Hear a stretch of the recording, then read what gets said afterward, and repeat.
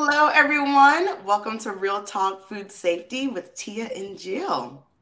Welcome, welcome. We're so glad to be here with you today. We are, and it's exciting because we're starting August, a new month, right? We're Yes, that much closer to the end of the year. I mean, I feel like this year has just like flown by. every year feels like that. But yeah, I think it was Monday. My kids had their last day of like formal summer hockey, and they're like, 5 weeks till school starts. And it's so funny because this morning I talked to Stephanie in Germany. Hi, Stephanie, if you're out there. Hey, And her kids just finished school last week. And now they get a 6 week wow. break. So Wow. I love these differences. I know. Well, it's funny because a lot of my friends, they have kids in year-round schooling.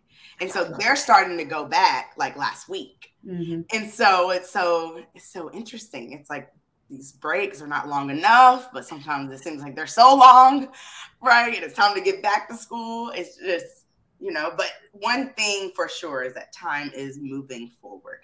Yeah, and I think that's interesting because even, school, even for us in business, we know because we've been in manufacturing long enough that this is also the time that people start going, I only have a few months left for the rest of the year. Yeah, absolutely. Absolutely. It's going to be here before we know it.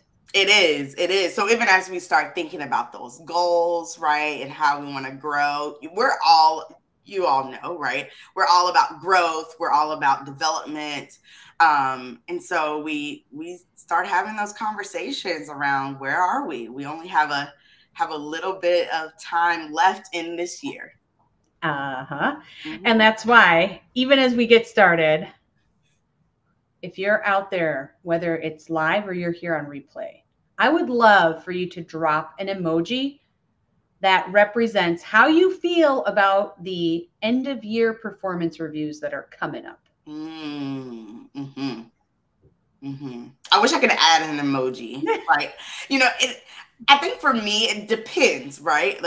We're going to get into this a little bit, but like performance reviews are so much based on external factors, right? That it's really the way you feel about them, same manager, same group, the way you feel about them year over year could vary depending Absolutely. on what's happening in the world, what's happening with supply chain, what's happening with your product category, right? Yeah. And I think, like you said, manager to manager, company to company, there's so many factors. And, part of why this came up is I got a trade magazine and it Yeah. had these 10 factors for human performance. And I was like, well, I love these, but Mm-hmm. how often does this translate over into the perspectives we have as performance reviews are being done? So, for Yeah. example, or even as we all talk about food safety culture, I'm just going to read a few because some of them stood out a little Yeah. more. But one of them is blame fixes nothing. Mm. Very true. Mm-hmm. That's why even when we talk about CAPA, right? We talk about like the 5 whys and root Right. cause, all this good stuff. But typically when we have something go wrong, we're like, what happened and who did it? Right. Yes. Yes. And even though that's our natural human reaction, like that Yes. instinctively is passing blame. Mhm. It is. And many people, right, are trying to push blame off of themselves because they Mhm. don't want it to show up in their performance review. Yes. And so that actually leads to one of these other ones where it's like, it's not our workers and operators who need fixing, it's our workplaces. Mm.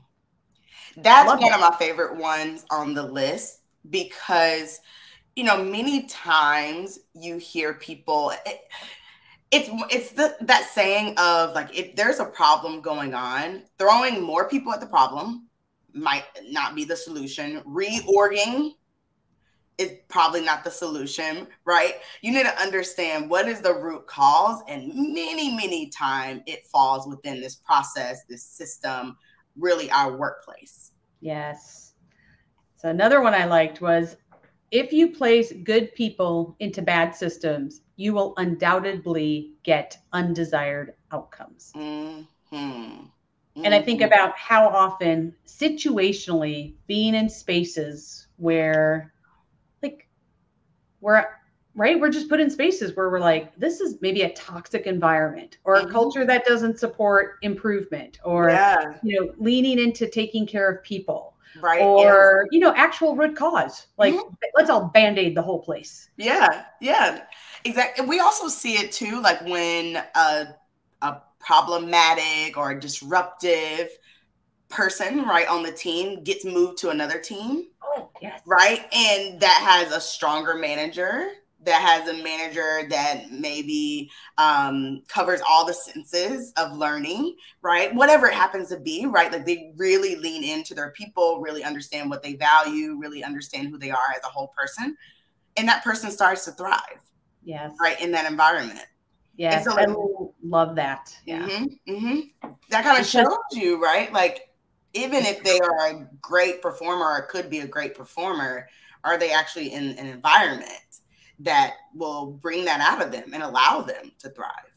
Yeah. And I wish I had learned that earlier in my career because, right, just in general, you're like, whoa, I'm not impressed with them over there, or they don't seem to have it under control or whatever it is. And now I can step back and be like, wow, they're in a system that probably isn't allowing them to be successful. Which is why one of the ones on here that I like. So the last one that I'm going to share is learning and improving is vital, and learning is deliberate. Ooh, yeah. And I like that because we always talk about you have to be intentional as a leader. It's not just going to creep up and like, oh, maybe today I'll get to it, or there'll be a moment here. Yeah, it's that way. It's not going to happen. Or you find yourself, this is something that I did early on in my career, where it's like you are taking little pieces of everything, right? Like, ooh, that sounds like a good course. I'll do this. Ooh, that sounds interesting. I'll do this. you figure out that like none of this is like leading to anything, or they're not building on one another, right? They're not progressive in the development. And so what I found a little later on in my career is that, man, if I had known a path and stayed on that path, right, I think my development would have looked a little differently, right? It's almost like I'm staying at the beginning stages of a lot of these things because I'm hopping around versus looking for something that grows with me as I grow as a manager. Well, and I know we have intros and stuff to do, but just to set the stage for why are we talking about performance management now? Yeah. And I think part of it is because, we like to go out and find data. Like Harvard Business Review had published an article just about a year ago, and they had talked about that performance reviews are seen as time-consuming, demotivating, inaccurate, biased, and unfair. Exciting. McKinsey said most CEOs don't find the appraisal process at their companies. They don't find that it helps them identify top performers. Sorry, I can't talk, I guess, today. And over half of employees think their managers don't get the performance review right. We're talking about big numbers here. And even Gallup said just 1 in 5 employees agree that their company's performance practices motivate them. Wah, wah. Right.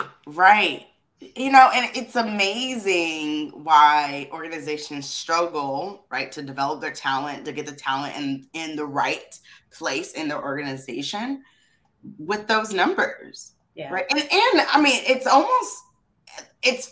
funny. It's surprising to hear, but it's not surprising because obviously I went through the performance review process many times. So I understand those feelings, right? But the way that performance appraisals or performance reviews are set up, it's really like this is our tool, right, at the organization to assess talent, to understand where we need to develop, to understand what's next in your path here, whatever it is. But if it's not even effective, an effective tool for that, then what are we doing? Maybe I can go back to one of these and be like, okay, if you have good things in bad systems. Oh. But that's why we're going to talk about them today.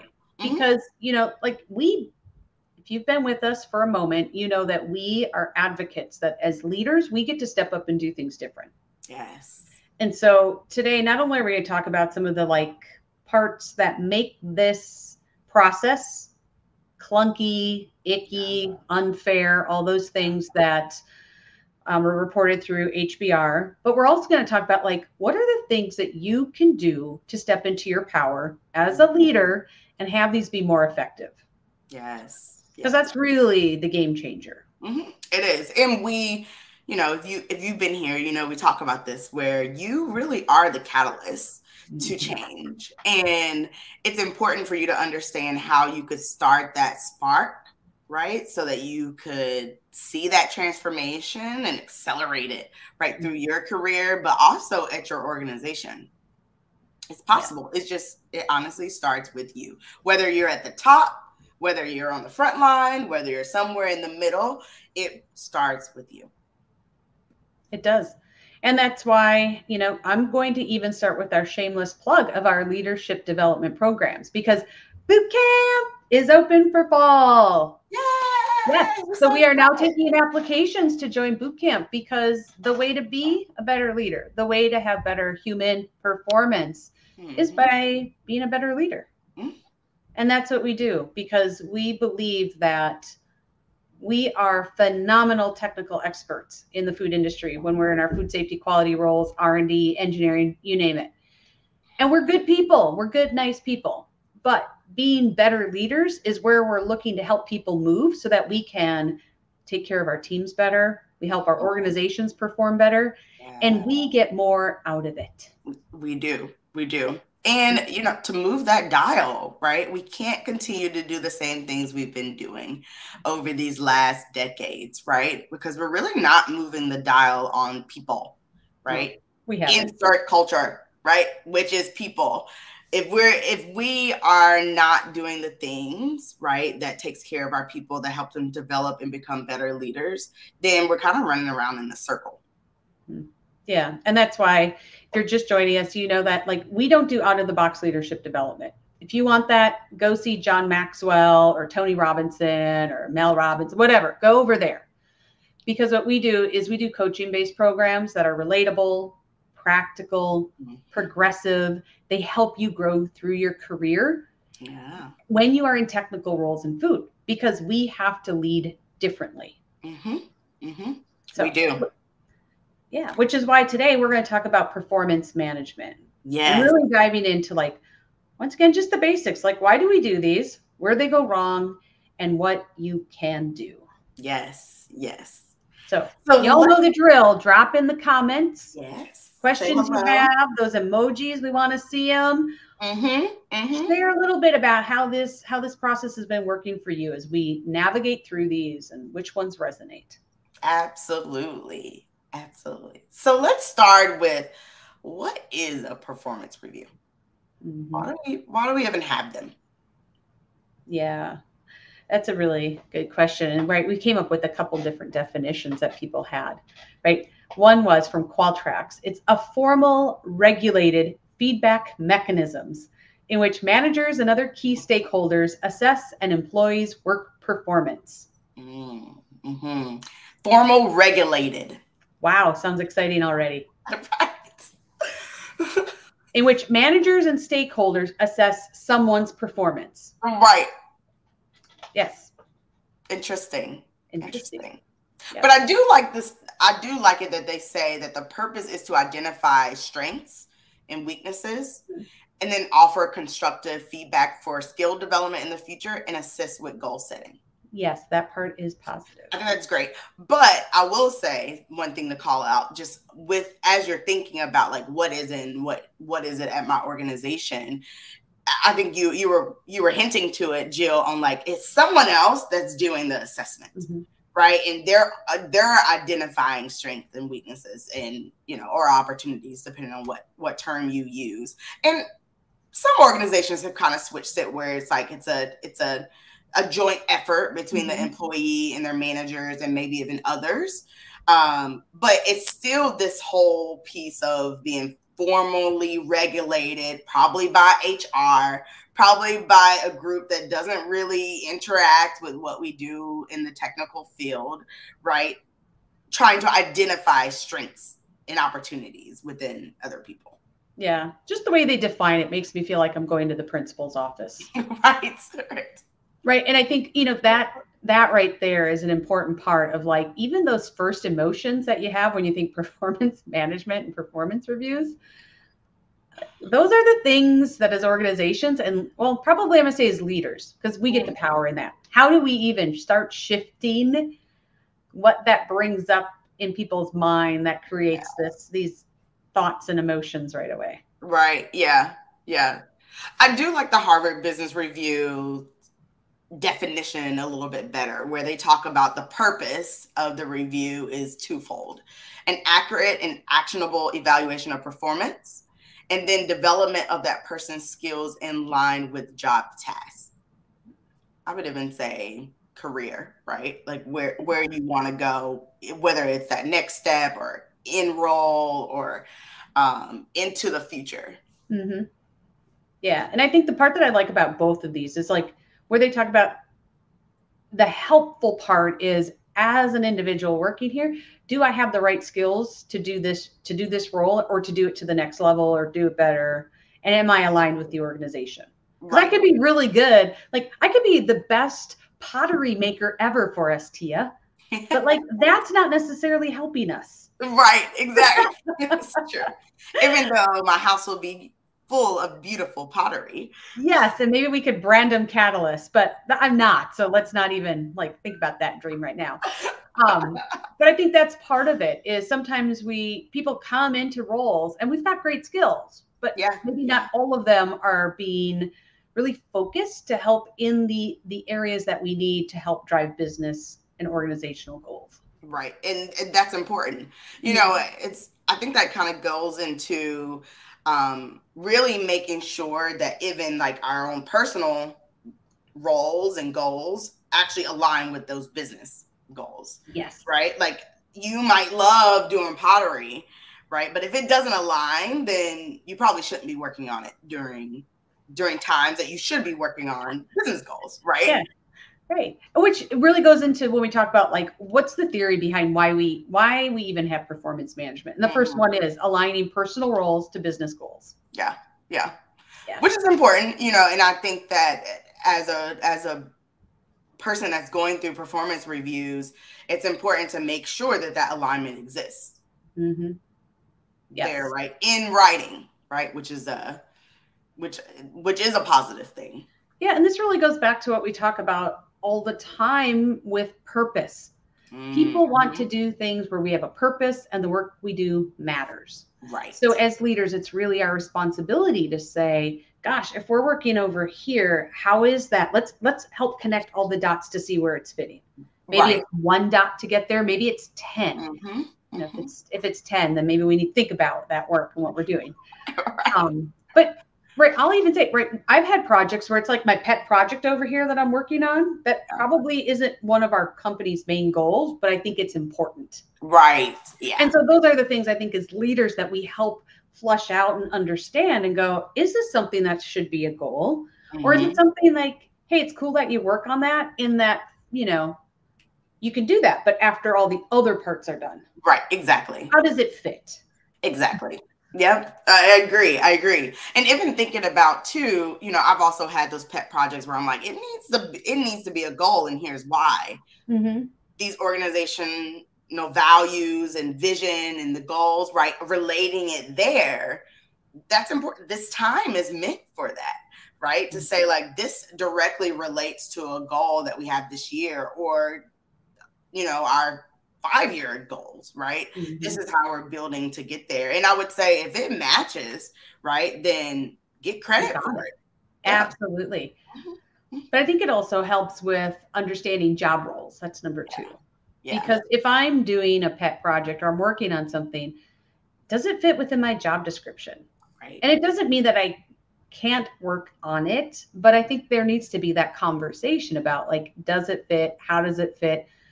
Maybe somebody else is actually supposed to be working on that, but we picked it up for some reason. Right, exactly. It's always good to review those things because you also are responsible for a whole pile of things. Your plate's probably really full. Mm-hmm, mm-hmm. It's true. And it's really, I think too, it just goes back to that alignment that I'm clear about my role. And then also my manager's clear about my role. You know, it's also important to remember that our managers and other people around us, right, they're advocates or should be advocates for us. And so having them understand what we're working on and how that aligns with your role, right, in the organizational goals, you understand as well as your managers and other around you, is important so that they can be advocates for you. Yes. You know, and in boot camp, so when you all join us in boot camp, you're going to go through an exercise where we do workload capacity. And this is specifically why, because your plates are already full. But when we start itemizing out where we're spending time and energy, it's a great opportunity to see, is this aligning? Like during performance reviews, or we'll talk about some other touch point times as well. But if I'm working on 100 things and my leader comes by and they're like, whoa, whoa, whoa, like only 50 of those are needed. Right. Yeah.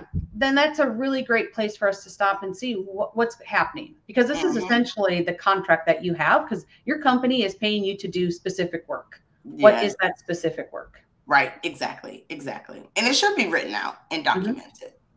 Exactly. Number 3 is regular feedback about performance. That's why we have them. Regular feedback about performance, which I think in theory, right, serves that purpose around making sure that you get that feedback at least on an annual basis on how well are you doing, what strengths are you developing or do you have, right? And what opportunities should you work on over the next year to close some gaps, or maybe you want to be a director in the co-packing world, external supply chain, but you have no experience there, right? Maybe you need to get that experience so that you can go and lead in a different way. Yes, that's very important. Yeah. And I'm just reading through Damaris. Hola, thank you for joining us. Connecting the dots. It's super important, because if we're working as a team, like you said, on the same goal, if my dots aren't connected to that team, then it makes me, I might feel disconnected. I might not be doing my part. I might feel like they're not doing their part for something I need help with. So this alignment is so important. It really is. It is. It's also too, like, as you think about feedback, right, on like, hey, this is the way I see the dots connecting, right? This is what we talked about a year ago on how they connect. Are we still on pace, right? Like, are we still on pace? Are they still connecting the way that I still see them? Or maybe not. Maybe you say, hey, like, these aren't really connecting the way that we thought that they were connected. Right. Like this is where I see, right. Get other feedback and put together a different plan if that's needed. But this regular touch base is important so that, you don't go down this path of connecting other dots, right. That really the organization or even just your manager doesn't see it connecting. Yeah. To use your term, Tia, you talk a lot about, we have to be lockstep together. Yes. Right. If we're a team, if we're a basketball team and half of us are doing this and the other half doing that, we all know we're not going to win. Right. So we need to be lockstep with those dots connected. That's true. I'm going to circle back to this regular feedback one, because I think most performance review systems are set up in, I'm going to say, kind of this old school method of like the standard once per year. I agree. And I think, as we've talked a lot about even McKinsey and how they talk about the needs of people in the workforce are changing, this is one where I think there's certainly lots of opportunity on how do we do this differently and better. Absolutely. Yeah. Absolutely. Like, so another reason they're so important is career development. Yes.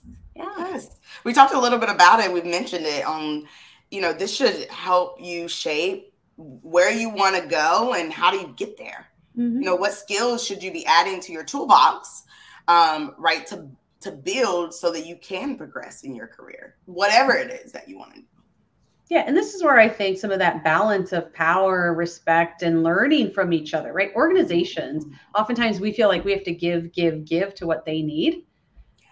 But often we can look to organizations as well, like, what can they give that we need? And of course, when we think about internal bench strength and growth within an organization, it really benefits an organization to help me develop in my career path, especially if it's something where I'm going to stay. Right. Exactly. And even if I don't, then can I go be an advocate somewhere else? So yeah, that's so true. So that's a positive thing, right? For the organization to invest in their people. Yes. You know, I've also been a part of systems where if you wanted to get developed and it's not listed on your performance review for the next year or even on your individual development plan, then it's very difficult to get the funds to go through the development. So even as you're thinking about, I want to be a better leader, right? I know Catalyst, and this is what they do, right? Write us down. You know, write that down as a part of like, I have this opportunity. I want to grow and be a better leader. Write it down in your performance review or in your individual development plan, right? Because a lot of, when we talk about that formal regulated piece, sometimes it is pretty formal and pretty well regulated. Yes. You know, so making sure you understand that. And we know from other sources that 74% of people say the lack of leadership or the lack of development, like they still have untapped potential. Yes. 74% of people have untapped potential because of like lack of development opportunities. Whew. I mean, just imagine, just think right now of you and or your team. If everyone was tapping into that potential, imagine how much more you can get done. That's it. Mind-blowing. It really is. It really is. Yeah. Well, yeah, the last thing about performance reviews is that's typically where we get rewards, right? That's where people talk about, do you get, you know, are you getting a bonus? Are you getting more time off? Are you getting a pay raise? Like, what are the rewards that you get for all this fantastic performance all year? Exactly. Yeah. That's typically rolled into your performance review. They're linked. The incentive for all the work you've done, right? Yeah. For the year. From some standpoint. Right. Well, yeah. I think that comment brings us into the next section of like, well, where do they go wrong? Right. Where do they go wrong? Well, I mean, even just to start with the rewards, right? A lot of people feel like they're not getting the reward that they actually deserve based off of the work that they do. Right. Well, how many times have you been like, we had an excruciatingly hard and challenging year in food safety and quality, or fill in your role in that area. And we worked really hard. We worked extra. We got more work done. And because of other factors, maybe market factors, the rest of the organization, other things, all of a sudden your merit increase or your bonus are drastically affected by everything else going on. Yes. I want to go back to the definition too, because the definitions that we read, and I know we only had a couple up here, but the definitions is really all around the employee's work performance, the employee's opportunities, the employee's strengths. But we know once we get to performance review time, they're like, you did great, but the organization didn't. And I'm like, is this my performance review or is this the organization's performance review? You know, like which one is it? Or should I have just backed off for the remainder of the year because we're not going to hit the organization's not going to hit their goals, even though I hit my goal, right? So it's like this whole piece of like, I don't really feel like I'm actually getting reviewed based off of my performance and my opportunities, right? And what I bring to the table. I'm really getting, reviewed based off of that and everything else. And I think it brings up the whole, like, is it fair? I think logically we know, right? If it all flows well, if I do well and the company does well, hey, all together, yay. Yeah.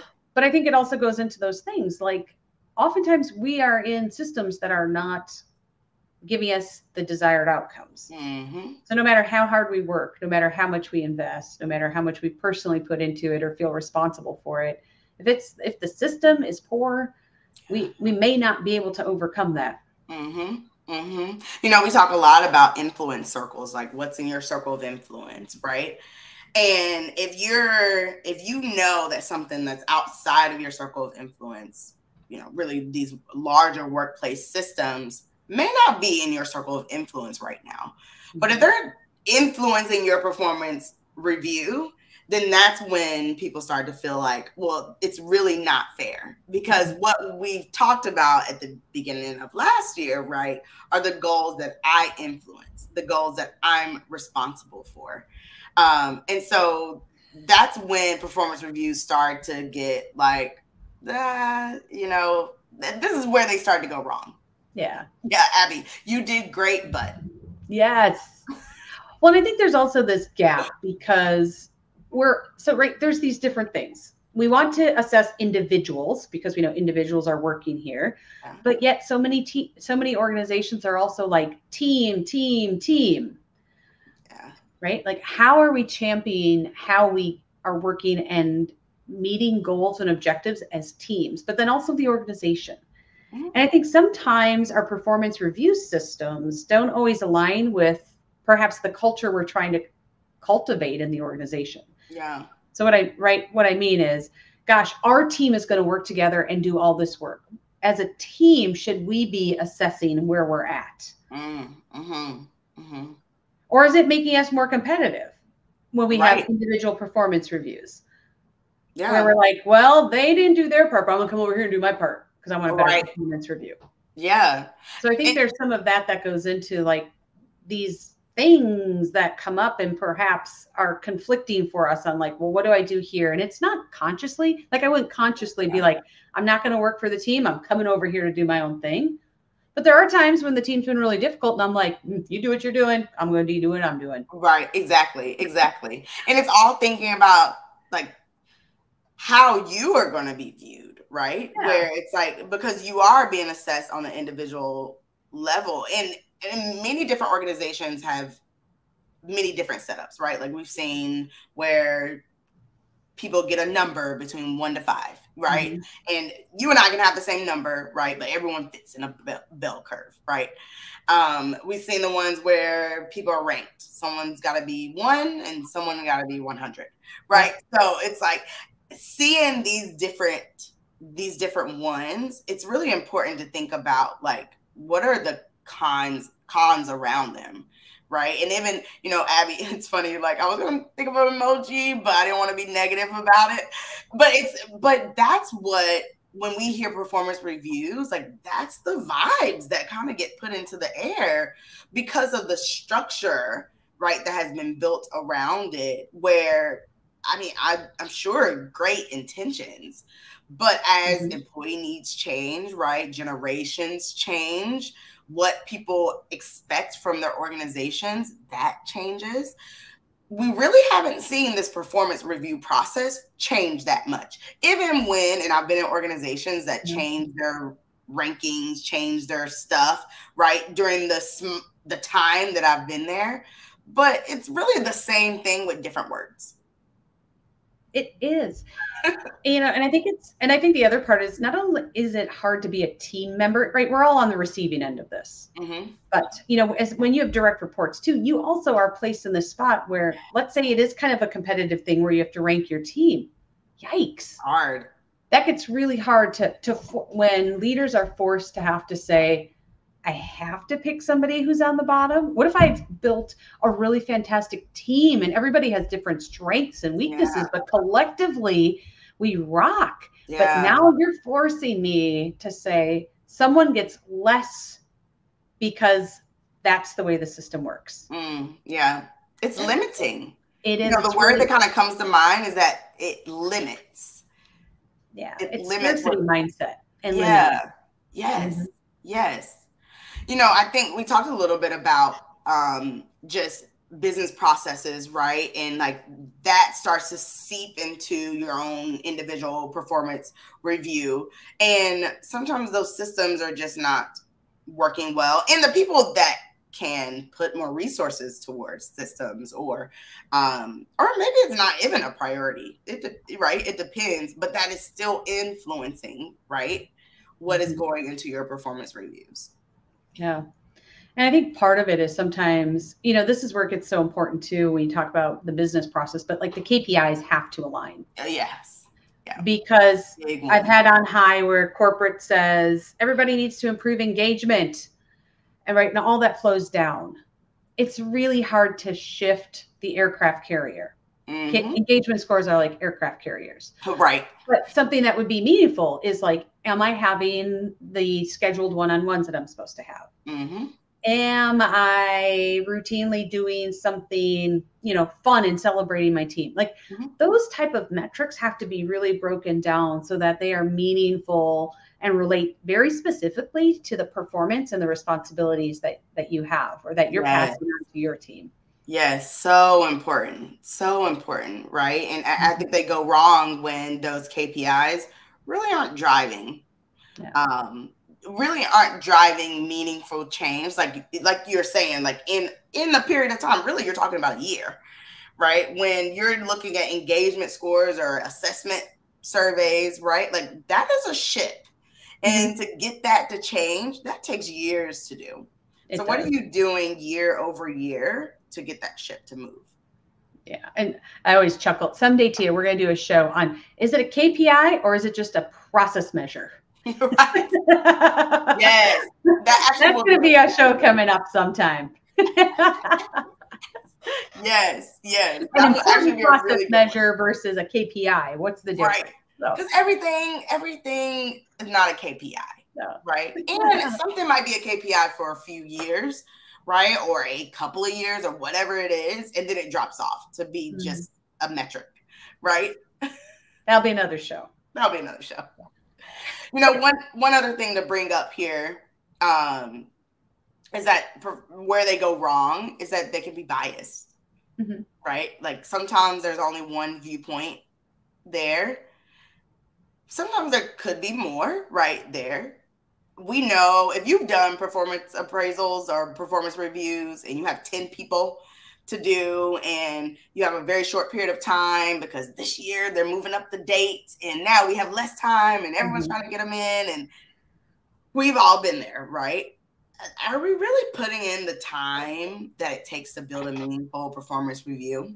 Yeah. With all the necessary input, right? Like that takes time to do. And with all the firefighting, with all the being burnt out and being overworked, and it's hard to find that time to write 10 performance reviews, 10 personal performance reviews. Yes. And, I'd say most job descriptions, right? We know that most of them are really full anyways. And most leaders we see are working leaders, meaning they're doing the actual technical work, not always being able to lead people who are doing the technical work. Yes. And I think because of that, then sometimes we get, right, when push comes to shove, the things that are helping product go out the door or customer requirements or whatever those things are taking precedence over, can I give that full time needed that really creates a valuable performance review for my team members? And that's important. That I feel like that's the reason why they exist, right? So that you can do that. But if you are a working manager, right, it's hard to find the time to do that because you have so much already on your plate. Yeah. But here's the part that I like. Let's talk about what we can do. Like what you can do if you're out there listening going, yep, all of those things exist and those systems are here, perhaps challenging to work in. Maybe your organization has something that's a little bit, maybe a better version of that or a great version. If you have a great version, we'd love to hear it. But even as a leader today, like there are things that you can do to help make performance management, performance reviews better, easier, more valuable. Yeah, and something that you can use, right? Inside and out of the organization. Yes. So the first one is what you can do is get in the moment feedback. And we talked about this a little earlier as we talked about like routine feedback. Don't wait to once a year to have these conversations, right? You should or even every 6 months. Right. Yes. You should really be checking in frequently, depending on the size of the project, right? Frequently on whether or not you are aligned and that you have clear expectations. Yeah, I think. Oh, go ahead. I was going to say, well, sometimes we think someone should just know, or that we're just going to wait till tomorrow because today I'm so busy, and I would really encourage you to think about, no, just stop and ask a question like, wow, that's an interesting way to do that. Tell me more about about what you're doing. Mm-hmm. Mm-hmm. Yeah. I think some people too, like when to that point, a lot of people are like, oh, I really don't meet with my manager one-on-one. We don't have set one-on-one meetings. You're missing out. If you do not have weekly or bi-weekly one-on-ones with your direct manager, Oh, yeah. then we need to talk, and you probably need to go through boot camp. Yeah. Well, and that's our number 2, right? Like you need to have structured one-on-one sessions. Because like it really does connect with how are you getting feedback, but then also with number 2, having those scheduled structured one-on-ones, is that you also can share information on what you're doing, right? And how you are impacting the organization, how you are impacting the overall goals. Yes. And to be clear on here, the one-on-one that we have with people, the default that I often see and that I was first taught was, let's just go through your list of what you're working on. Yeah, right. It's like a checkbox progress report. We're not talking about that here. No, we're hardly ever talking about checking the box. No, we're talking about what's working well for you right now. Where are you having challenges right now? What's one thing you feel really proud about that you worked on in the past week? Yes. Yeah. Yes. Absolutely. Like those are the things you should be sharing. And you should also be gathering information from your manager. What is your manager working on? Where are they most influential? Yes. Where do they like to play? Who are they talking to about the work that you're doing? Yes. Who do you want them to talk to about the work you're doing? That's the conversations you should be having during your one-on-one. If you do not have those touch points for that feedback, right, and that alignment, but also that sharing, then you're already behind all the people that are already doing that. Yes. And, and this week, when you meet with your leader, or next week, you could be like, you know what? I got to listen to this awesome Real Talk. And we talked about having better performance reviews, and they actually have a boot camp so that I can lean into being a better leader. I'd like to do that. Can we talk about what that would take? There you go. There you go. Right? Like, and that's important to share, because like, even as you're thinking about your development, right, your manager should know that. Bye, Abby. Thanks for joining us today.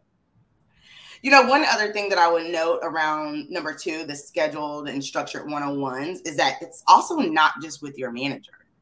True. You should be having one-on-ones with your peers. You should be having one-on-ones with your manager peers, and then with your manager's manager and their peers, right? Like when we really think about building relationships, which is like foundational, right, to being a leader, because that impacts, right, influence and creating safe spaces and all of the things, right, that goes into being a leader, being a strong leader.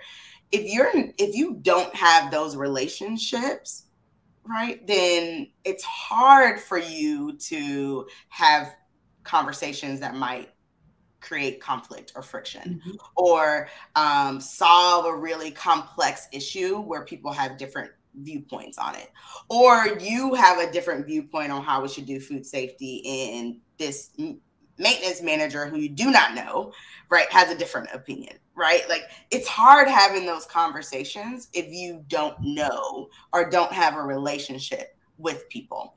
And so it's important that you have that. And it doesn't mean, right, you need to meet with your manager's manager weekly.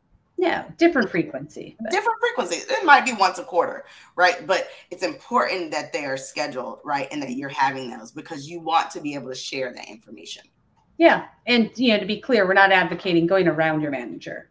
No. But it's part of building relationships, and also being able to step outside your comfort zone to ask the questions like, what was your path here? Yeah. What is most challenging for you? What do you see our team developing into? How do you see this changing? Yeah. Like that's a good place to ask some different questions as well, so that you get experience in different circles. And I think that's a really good point too, like going around your manager. You probably shouldn't be talking about anything in those meetings that you haven't talked to your manager about, right? So that's also a way to stay aligned, right? Even up and across the organization. Because if you mention something to your manager, you've had a conversation and you two are aligned, and you mention it to someone else and they're thinking something totally different, then that might be something where you listen, right? And then next one-on-one with your manager that's already scheduled, you can have a conversation and say, hey, I was talking to Jill and I brought up this project that we had aligned on. And she said some really interesting things. These are some thoughts that she had around it. What do you think about it? Right? Like, are we missing something? Is there something I should share? Then you can have that conversation, right? And it might be, oh yeah, Jill brought that up in a meeting last week. I really need to circle back with her since you and I had a conversation. I'll take care of it, right? Or yes, there is some confusion. Let's actually put together a presentation to share, or let's actually, whatever it happens to be. But that just opens those lines of communication, right? And again, feedback, alignment, expectations. Which all translates into performance. Right? We all want to be on the same page and aligned. So that's an active, intentional process. I think that goes into our number 3 on what you can do. And it is around feedback, but asking specific feedback, right? Not just an open, like, are we aligned? How's the expectations, right? Are things going well? What's not going well? But asking specifically about a project, right? And getting input on what you're doing is really important. It is. And I think instead of just being like, hey, what can I do better? Right. So it's moving to the next step of, like, last week, I shared a report about this. What parts were easy to understand? Where do you think I could have done better in that report? It's, we're working on this project, or we're working on this process. Where else do you see things that could be improved with it? So it's being very specific on asking for that feedback and asking several people, because I think oftentimes we're under the, like, no news is good news. Yes. Well, that's not true. So if we rely on that, something will bubble up. And it actually means a lot when people, like, when we talk to each other, Tia, right? Like, hey, I put together that, like, this is one we just had before the show. I put together some social media. Where do you think, how do you think those land? What do you think could be better about those? Yes, very specific, right? Having that specific conversation. And we know performance reviews are going to be specific, right? And you don't want something to show up on there, like you said, Jill, something's going to bubble up to it. And you don't want it to bubble up and appear on your performance review if you haven't had those conversations, right? And you haven't asked about, really feedback, right? That might show up on that review. And if you're going to do a good general question, like, hey, if there was one thing that you wish I did differently or better, what would that be? I like that. I like that question. I also say, like, as performance reviews are given, right, and they do have feedback on there, I always say challenge when it's appropriate, right? There's been times where, because they can be biased, right, and only one side of the story, there's been times that something showed up on my performance review and I'm like, that's not accurate. You right? Like, time out. Right. Exactly. This statement is not accurate, right? And because I've been aligning throughout the year, right? I have documentation, I have emails, whatever it happens to be, right? I'm able to show a different story. And sometimes it's, okay, let me update this line in there. Sometimes it's like, okay, maybe we need to just remove it, right? Sometimes it's like, there's another side, right? And you're having the conversation. But I would say challenge when appropriate, because this is your performance review. And no matter how much they try to input how the organization is doing on there, you do want to make sure that it's accurate, because organizations use it. They look back and see, right? Like, what did they say on Tia's performance review last year, right? How was she progressing throughout? They look at that. So you want to make sure that it's accurate. Yeah. And I think as a leader, when we talk about, like, what you can do, I would always say approach with kindness. Because our heads, as we've talked about, like to create stories about performance review and what people are doing and why they're doing things. And that takes us down a rabbit hole. Yeah. And that's just the self-protection mechanism that we all have. And that's our default of, like, we always think the worst. So as a leader, as a person, just doing performance review and doing feedback, pause and think about, how can I approach this with kindness? Yes. Yes. So even if it's how we ask, to be curious, and it's inquiring versus the blaming, those type of things really go a long way in how people will, how they perceive this whole process of feedback and one-on-ones and in the moment. Yeah, I agree with that. I agree with that. You know, I also like to call out that, you know, if you are responsible for even structuring performance reviews, right? Like, take into account the how. Oh, sure. You know, the how you get work done. I think some of the things when we talk about toxic work culture, right? People might be getting goals done, right? But they've created this blaze of fire along with them, right? Where engagement is down and retention is down and everyone is not doing well. But hey, we met our goals for this year, right? Yeah. Making sure you take into account on how are we getting there? Are we doing the right things, right? Are we taking care of our people? Are we taking care of our consumers along the way? Because that, not just the what matters, right? Not just the goals. It's how we're doing that. Are we leading with kindness, right? Are we leading with compassion? You know, we've been talking a lot about compassion as we get ready for a strategic leader, because that's important as we think about how we are leading. And that should be a performance reviews. And I was also going to say, and also the why nots. So I recall, once again, earlier in my career, right, we'd have these list of goals that we were going to get to, and halfway through the year, we're like, wow, we didn't get anything yet. Because whether those were not correctly aligned or whatever, we're working on these things over here, or our attention was pulled and we had to be over here. And I think those are really a good maybe a symptom where you can lean in and be like, well, what is happening here? Because I did have a leader who was like, well, you didn't get any of these done. Check, check, check. Wrong, wrong, wrong. And I'm like, whoa. How do I approach that differently? Like, is this supposed to be within my control? Of course, I had to learn to have more conversations earlier and think about alignment differently. But I think that from our conversations with people, that probably still happens more than we would like to see it, more than others would like to see it. Absolutely. You know, that makes me think about understanding what is the process even for updating, you know, like what we thought was going to be important, we know changes within a month, right? Might change within 3 months because there's an acquisition or there's a whatever, right? There's COVID, right? Like all of these things.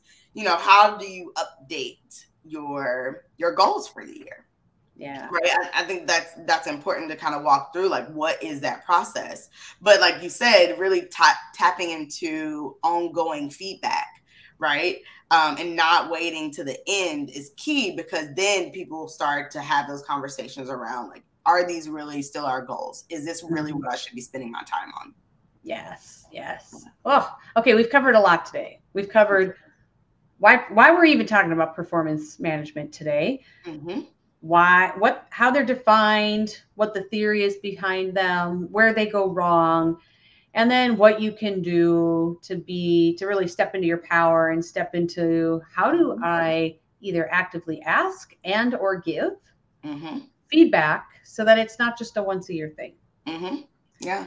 And I would even pause and say, you know, we're more than halfway through the year.